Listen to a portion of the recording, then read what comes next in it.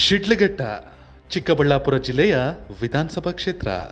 ಬೆಂಗಳೂರು ಅಂತಾರಾಷ್ಟ್ರೀಯ ವಿಮಾನ ನಿಲ್ದಾಣ ಸಮೀಪದಲ್ಲೇ ಇದೆ. ಆಂಧ್ರ ಗಡಿಭಾಗದಲ್ಲಿದೆ ಶಿಡ್ಲಘಟ್ಟ. ಬೆಂಗಳೂರು ಮಹಾನಗರ ಹತ್ತಿರದಲ್ಲಿದ್ದರೂ ಅಭಿವೃದ್ಧಿಯಲ್ಲಿ ಮಾತ್ರ ಶೂನ್ಯ ಅನ್ನೋ ಮಾತೇ ಹೆಚ್ಚಾಗಿ ಕೇಳಿಬರುತ್ತೆ. ಕ್ಷೇತ್ರದಲ್ಲಿ ರಸ್ತೆಗಳು ಹದಗೆಟ್ಟಿವೆ, ಧೂಳೆ ಹೆಚ್ಚಾಗಿದೆ. ಇಲ್ಲಿ ಸಮರ್ಪಕವಾಗಿ ಕುಡಿಯುವ ನೀರಿನ ವ್ಯವಸ್ಥೆ ಕೂಡ ಇಲ್ಲ. ಶಿಡ್ಲಘಟ್ಟ ರೇಷ್ಮೆ ಬೆಳೆ ಮತ್ತು ರೇಷ್ಮೆ ಮಾರುಕಟ್ಟೆಗೆ ಪ್ರಸಿದ್ಧಿ.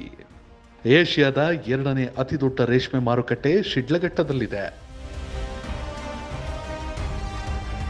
ಶಿಡ್ಲಘಟ್ಟ ವಿಧಾನಸಭಾ ಕ್ಷೇತ್ರ 1952ರಲ್ಲಿ ಚಿಕ್ಕಬಳ್ಳಾಪುರ ಕ್ಷೇತ್ರಕ್ಕೆ ಸೇರಿತು. ನಂತರ 1957ರಲ್ಲಿ ಮೊದಲ ಚುನಾವಣೆ ನಡೆಯಿತು. ಕಾಂಗ್ರೆಸ್ನ ಭದ್ರಕೋಟೆ ಎನಿಸಿಕೊಂಡಿರುವ ಈ ಕ್ಷೇತ್ರದಲ್ಲಿ ಇದುವರೆಗೆ 15 ಚುನಾವಣೆಗಳು ನಡೆದಿವೆ. ಕಾಂಗ್ರೆಸ್ 10 ಬಾರಿ ಗೆಲುವು ದಾಖಲಿಸಿದೆ.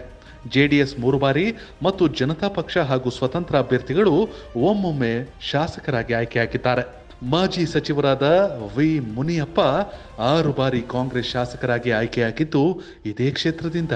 2018ರ ಕಳೆದ ಚುನಾವಣೆಯಲ್ಲಿ ಜೆಡಿಎಸ್ನಲ್ಲಿ ಸಾಕಷ್ಟು ಗೊಂದಲವಾಗಿತ್ತು. ಆಗಿನ ಹಾಲಿ ಶಾಸಕರಾಗಿದ್ದ ಎಂ ರಾಜಣ್ಣ ದೇವೇಗೌಡರಿಂದ ಬಿ ಫಾರ್ಮ್ ಪಡೆದರೆ ಬಿಎನ್ ರವಿಕುಮಾರ್ ಅಲಿಯಾಸ್ ಮೇಲೂರು ರವಿಕುಮಾರ್ ಕುಮಾರಸ್ವಾಮಿ ಅವರಿಂದ ಬಿ ಫಾರ್ಮ್ ಪಡೆದರು. ಈ ಇಬ್ಬರು ಪಕ್ಷದಿಂದ ಬಿ ಫಾರ್ಮ್ ಪಡೆದು ಇಬ್ಬರು ಪ್ರಚಾರ ನಡೆಸಿದ್ರು. ಇಬ್ಬರು ಒಂದೇ ಪಕ್ಷದಿಂದ ಪ್ರಚಾರ ಮಾಡುತ್ತಿದ್ದರಿಂದ ಅಸಲಿ ಅಭ್ಯರ್ಥಿ ಯಾರು ಅನ್ನೋ ಗೊಂದಲಕ್ಕೆ ಜನ ಸಿಲುಕಿದ್ರು. ನಂತರ ಕೊನೆ ಕ್ಷಣದಲ್ಲಿ ಸಿ ಫಾರ್ಮ್ ಅನ್ನ ಬಿಎನ್ ರವಿಕುಮಾರ್ ಅವರಿಗೆ ನೀಡಲಾಯಿತು. ಇದರಿಂದ ಸಿಟ್ಟಿಗೆದ್ದ ಎಂ ರಾಜಣ್ಣ ಪಕ್ಷೇತರವಾಗಿ ಸ್ಪರ್ಧಿಸಿದ್ರು. ಅತ್ತ ಸಮಾಜ ಸೇವೆಯಲ್ಲಿ ತೊಡಗಿಸಿಕೊಂಡಿದ್ದ ಪುಟ್ಟು ಆಂಜಿನಪ್ಪ ಕೂಡ ಸ್ವತಂತ್ರ ಅಭ್ಯರ್ಥಿಯಾಗಿ ಕಣದಲ್ಲಿದ್ದರು.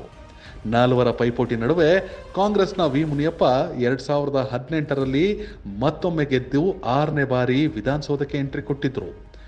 ಇನ್ನು ತಮ್ಮ ಸಮಾಜ ಸೇವೆ ಮೂಲಕವೇ ಕ್ಷೇತ್ರದ ಜನರಿಗೆ ಚಿರಪರಿಚಿತರಾಗಿದ್ದಂಥ ಬಿಎನ್ ರವಿಕುಮಾರ್ 2018ರ ಚುನಾವಣೆಯಲ್ಲೇ 66,000ಕ್ಕೂ ಅಧಿಕ ಮತ ಪಡೆದಿದ್ರು.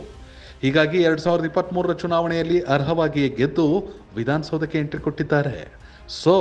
ಶಿಡ್ಲಘಟ್ಟದ ಶಾಸಕ ಮೇಲೂರು ರವಿಕುಮಾರ್ ಅವರ ಸಂಕಲ್ಪ ಏನು, ಕ್ಷೇತ್ರದ ಮತದಾರರ ನಿರೀಕ್ಷೆಗಳು ಏನು ಅನ್ನೋದನ್ನ ನೋಡೋಣ ಕನೆಕ್ಟ್ ಕರ್ನಾಟಕದ MLA ರಿಪೋರ್ಟ್ ಕಾರ್ಡ್ನ ಈ ಎಪಿಸೋಡ್ನಲ್ಲಿ. ಕನೆಕ್ಟ್ ಕರ್ನಾಟಕ, ಇದು ನಿಮ್ಮ ನೆಟ್ವರ್ಕ್.